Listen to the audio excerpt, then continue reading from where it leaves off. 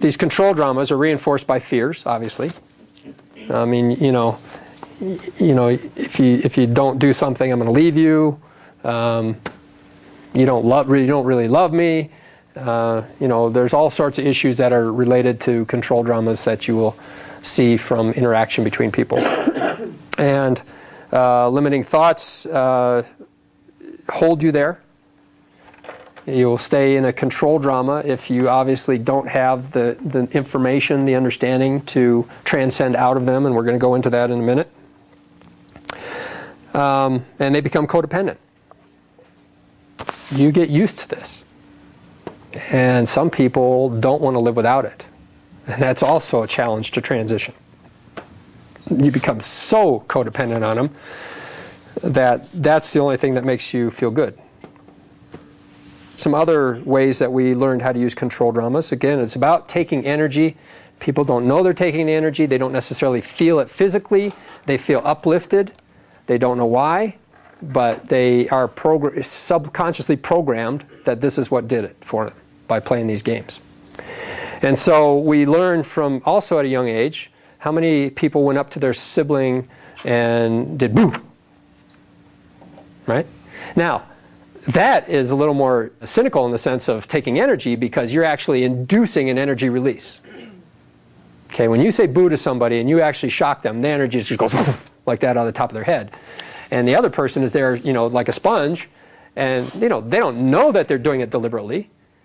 But we all know we've been in that situation, and when you know it works, you do it a lot. Tickling. Well, tickling is also control drama, absolutely. It's a form of abuse. Absolutely, and that's an energy release. So yeah, when you can induce those energy bursts, you find that this is pretty cool. And I know from doing it myself that I felt something from that, from making other people afraid, from causing them to release that energy. I felt something. I may not have understood it at the time. Okay, competition.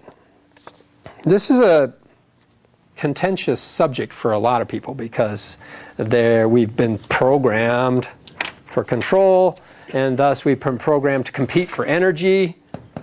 Okay? And unfortunately, all competition is competition for energy. By default, the opposite of competition is cooperation. That's in the dictionary. There's a reason for that.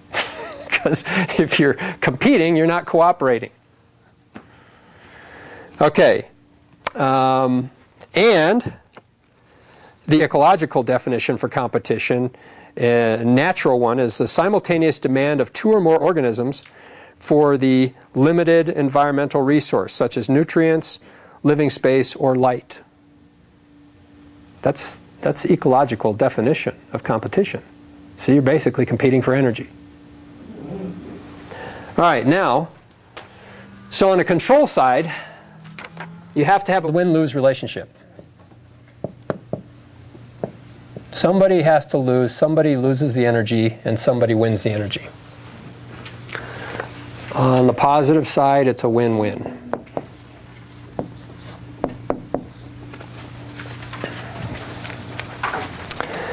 So, any form of competition, we'll talk about this more because it's important.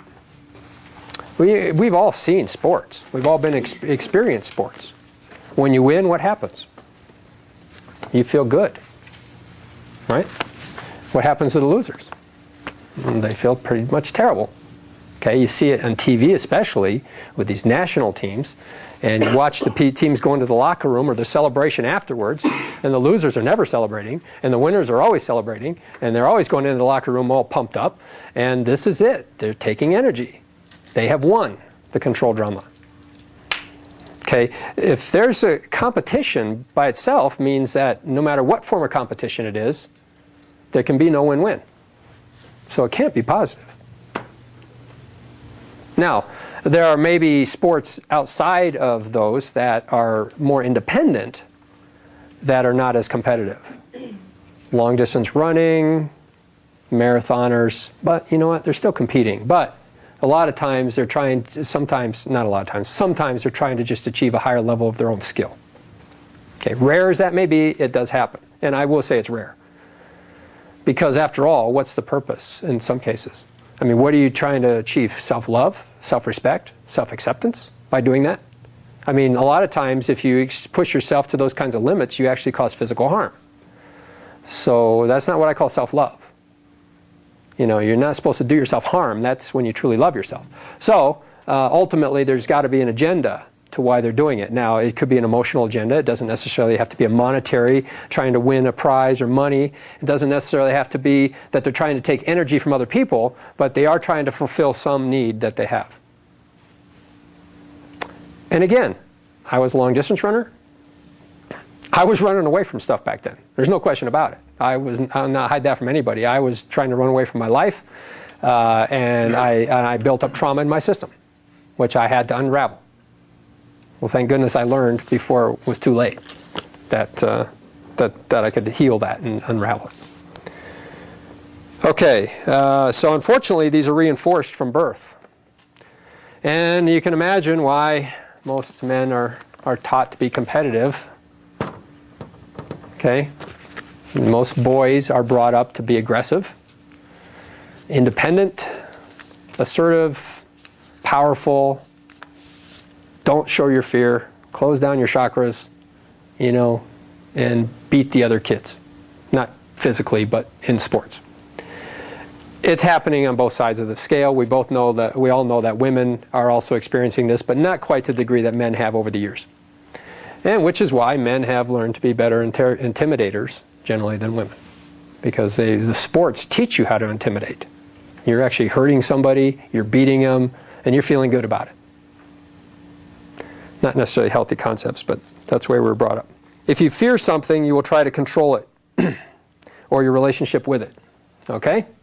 So, there you go. If you have fear of something, you're going to try to control the situation. Because if you don't know how to deal with the fear, if you haven't released the fear, you've got no other alternative. If you're not operating over here and in full release and understanding of why you have that fear, you got no choice but to use the tools you've been given. Okay? If you have a need to defend from an attack, okay, you're going to get caught in a control drama. This is how you get caught in control dramas. If somebody says you're ugly or you're stupid, I mean, there's a lot of people that would respond to that. They would say, you know, no, I'm not. You know, you are. Okay? Anytime you react, you're caught in a control drama. Action is different than reaction. If you're acting, it's kind of like if you ask the Buddhist monk a question, and instead of him just spurting out an answer, he thinks about it for a second, and then he says something. That's action instead of reaction. If you get caught saying, you know, no, I'm not, then you're reacting, and you're caught in the control drama. Now, we know that anytime you get caught in a control drama, what's happening? Pulling you negative. So this is the most important thing you can do to move positive. Learning how to understand and break control dramas. I haven't told you how to break them yet. I know you're all anxious for that part. Okay, so any form of defensiveness is a mechanism to make us feel better about ourselves. Again, back to self-love. If somebody says I'm stupid, I know who I am.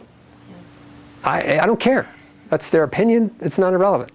Okay? And if you can do that on virtually anything that somebody could say to you that's derogatory, if you know yourself so well, and you understand the game that they're playing, then it doesn't affect you and it doesn't pull you into the control drama. Okay, so again, we're talking about awareness of control dramas, understanding them, and then that breaks them. And we'll get into that in a minute.